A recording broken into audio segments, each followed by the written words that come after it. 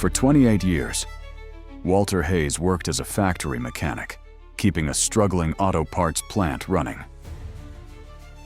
Then he heard a warning hidden inside the machines, one everyone else ignored. Defective parts spread. Customers disappeared. Hundreds of workers faced losing their jobs. Walter knew the factory better than anyone, but to management, he was only a mechanic without a degree.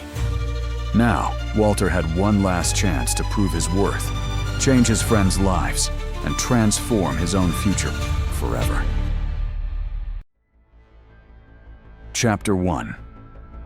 The sound no one wanted to hear. At 6:17 on a cold Monday morning, Walter Hayes stopped beside press number 4 and listened. The machine towered over him, shaking the concrete floor each time its steel arm came down. It had been stamping control brackets for nearly 20 years, and Walter knew every sound it made. He knew the hard metallic impact of a normal cycle, the brief release of air from the hydraulic system, and the low electric hum that followed each finished part. That morning, something was different. Beneath the normal rhythm was a faint vibration. It lasted less than a second after every fourth or fifth strike. Most people would never have noticed it. The factory was filled with motors, alarms, forklifts, ventilation fans, and steel crashing against steel. Walter noticed. He placed one hand on the side panel. The vibration traveled through the thick metal and into his fingers. It was weak, but uneven. A young technician walked past him without stopping. Walter remained beside the machine, counting the cycles and watching the newly stamped brackets slide onto the conveyor. He picked up one of the parts and turned it under the bright factory lights. The shape looked correct, but one corner appeared slightly twisted. The difference was small enough to pass a quick inspection. Walter placed the bracket on a flat maintenance cart. It rocked. He tried another one. It rocked too. By 7 o'clock, Walter had checked the bolts, the lubrication lines, and the pressure gauges. Nothing looked serious enough to shut down production. Still, the vibration remained. The factory had been running faster since the beginning of the year. Management wanted more parts from the same machines, with fewer people and less overtime. Every department had been ordered to improve efficiency. Production targets were posted on large monitors above the assembly lines, and supervisors watched the numbers all day. Walter understood the pressure. The factory employed nearly 600 people in the town of Brookfield. Many workers had spouses, parents, and children who also depended on the plant.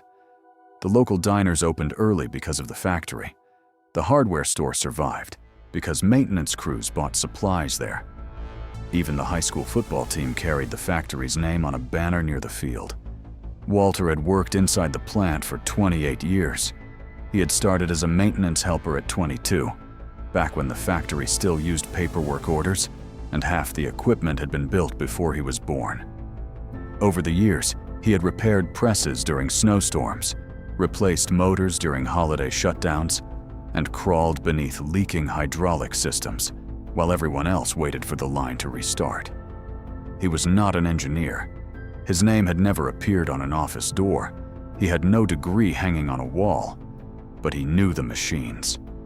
Later that morning, Walter recorded the vibration in the maintenance system. He noted the distorted brackets and recommended a detailed inspection of the press alignment. The recommendation was reviewed and closed before lunch. The production team had already examined the numbers. The defect rate was still within the company's accepted limit. Press number 4 was meeting its hourly target. A shutdown would cost thousands of dollars. Walter's concern was classified as routine wear. By the end of the shift, the press had produced another 900 brackets. Walter placed 3 of them in his locker. He did not know exactly what was wrong yet. He only knew that the machine was trying to warn them, and no one wanted to hear it. Chapter 2. The man who fixed everything but decided nothing. Walter lived 10 minutes from the factory in a small house he had bought with his wife, Linda, when their daughter was still a baby. The house was modest, but he had maintained it carefully. The porch steps never stayed loose for long. The furnace was cleaned every fall. The lawnmower had survived 15 years because Walter repaired it each spring. Linda often said that nothing in their home was allowed to remain broken. Walter was less successful at repairing things that had no bolts, wires, or moving parts. His daughter, Emily, now lived 2 states away with her husband and young son. Walter spoke to her every Sunday, but the conversations had become shorter. He often sounded tired, and he rarely talked about anything except work, the weather, or repairs around the house. The factory had followed him home for years. He thought about machine failures while eating dinner. He woke during the night remembering a pressure reading he had forgotten to check. He kept old equipment manuals in boxes beside the garage because he believed they might someday become useful. Linda understood that the factory had given Walter a stable life. It had paid for their home, Emily's education, and years of medical insurance. But she also knew that Walter had given the factory more than anyone had ever asked. During the next 3 weeks, the vibration in press number 4 grew stronger. Walter submitted another report. This time, an engineer named Nathan Cole visited the machine.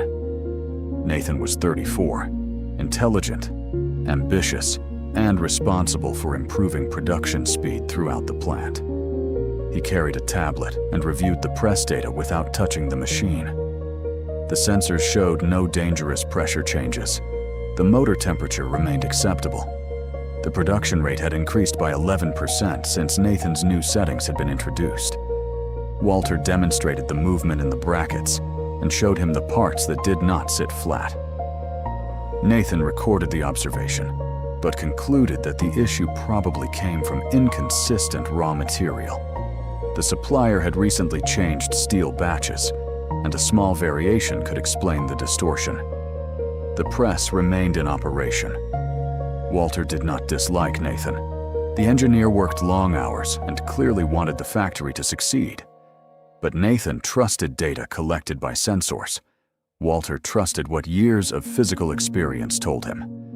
The 2 men looked at the same machine and saw different truths. Soon, complaints began arriving from the assembly department. Some brackets did not fit correctly during final production. Workers forced them into place or sent them back for rework. Supervisors blamed careless handling. Then the welding line began stopping more often. Fixtures were no longer holding parts at the correct angle. Finished components needed additional adjustments before shipping. The defects remained small, scattered, and difficult to trace.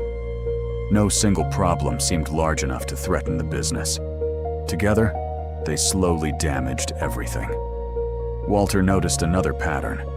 The failures appeared most often near the end of long production runs, after the machines had been operating at higher speed for several hours. When the press cooled during a shift change, the problem seemed to improve. He wrote down the cycle numbers, temperatures, and times.